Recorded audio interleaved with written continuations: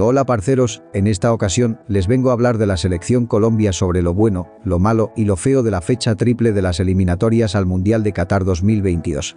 El triunfo de Colombia contra Chile por 3-1 reveló algunos puntos altos y otros no tanto del trabajo del técnico Reinaldo Rueda en el equipo tricolor. Repasamos lo más destacado.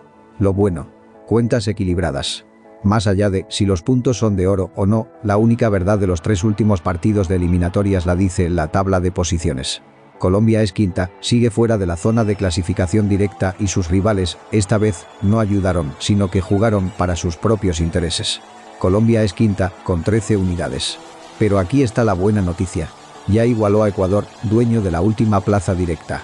Y además ha puesto su diferencia de gol en 0, lo que parecía inalcanzable después de los 9 goles encajados en noviembre.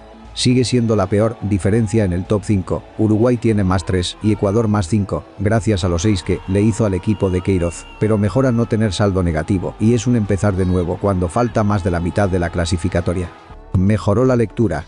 Una queja recurrente en los 2 primeros partidos del mes, 1-1 contra Bolivia y Paraguay, pasó por la lectura de los partidos de parte del técnico Reinaldo Rueda.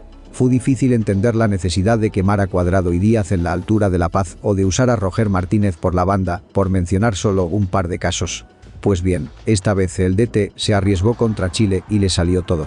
El 11 de Barranquilla era una declaración de ataque, con laterales muy efectivos en la salida, incluso si daban ventajas en zaga y con un Quintero que los juntaba y 2 delanteros arriba para multiplicar las referencias del rival.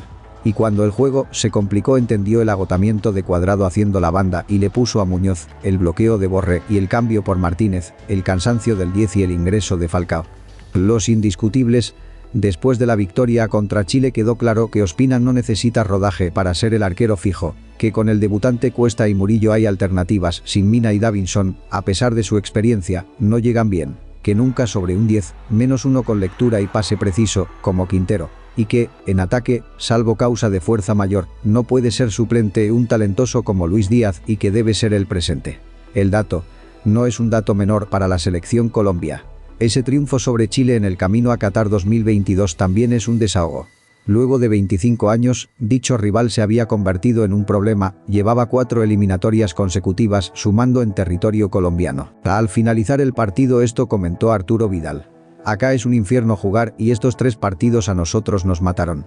Ya está, ahora a descansar y prepararnos en los equipos para los próximos partidos. Lo malo. Intermitencia. La duda es por qué contra un rival que dio ventajas, como Chile, sí se pudo jugar francamente ofensivo, y por qué contra Paraguay y sus limitaciones de nómina, por ejemplo, se sufrió tanto. ¿Por qué esa intermitencia en el rendimiento? ¿Se está pensando más en el rival y menos en el juego y el estilo propio al plantear los partidos? Una primera pista son los errores individuales que costaron partidos, pero habría que saber la razón de fondo. Ausencias e incertidumbres. Otra duda clave es qué pasará con Mina, Davinson, Muriel, Zapata y demás ausentes en la actual convocatoria de la selección Colombia. ¿Volverán o tendrán que hacer la fila detrás de Murillo, Cuesta o Borja? Un equipo con 5 puntos en 3 salidas podría ser un raro ejemplo de europeos al margen. Pero puede pasar. En el mismo sentido de esa pregunta, está la incertidumbre de saber si en octubre volverá James o no, si se necesita después de tantos partidos sin él, si es lo correcto. Falcao habló en una rueda de prensa que podría volver, pero Rueda advirtió que necesita competir a alto nivel para llegar. ¿Y con Quintero rindiendo tan bien, es necesario? El arco en 0. Colombia no pudo sacar el arco en 0 en esta fecha triple. Sí lo hizo en Copa América, pero en eliminatorias le está costando. El 1-1 contra Bolivia y Paraguay y el 3-1 contra Chile se explica en gran parte por las fallas individuales que afectan el trabajo del grupo. Pero en eso también debe trabajar Rueda. Lo feo. Además del espectáculo en el duelo Brasil contra Argentina, que tiene en vilo la tabla de posiciones hasta que la FIFA no resuelva el caso de fondo, esta fecha triple de septiembre deja una agria disputa que seguro se repetirá en octubre, en los clubes europeos y los equipos que se oponen a perder tanto tiempo a sus estelares.